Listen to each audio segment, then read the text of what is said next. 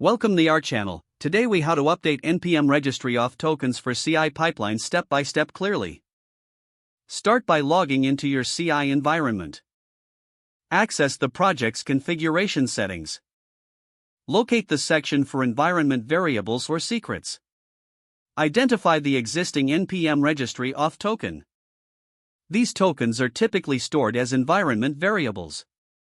If you don't have an existing token, generate a new one.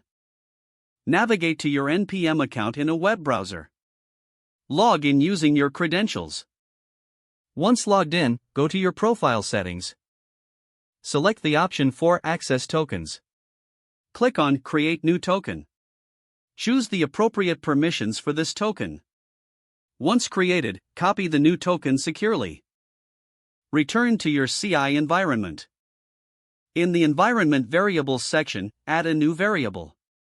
Label the variable appropriately, such as npm_token. Paste the copied token into the value field.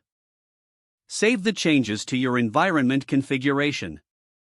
Next, update your CI configuration file. Locate the file responsible for your pipeline, such as .gitlabci.yml or circleci/config.yml. Add an entry to reference your new npm token variable.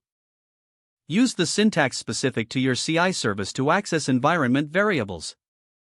For example, in GitLab CI, use $npm_token. In Circle CI, use pipeline.env.npm_token. Make sure to define the install command to use the token for authenticating with the npm registry. Now, run a test build of your CI pipeline. Monitor the logs for any authentication errors. If successful, your npm registry auth token is now updated and functional. Document the changes made in your project's README or internal wiki. This ensures all team members are aware of the updated token usage. If the page does not load, refresh the browser or try again in a private or incognito window. Don't forget to like this video and subscribe to our channel for more step-by-step tech guides.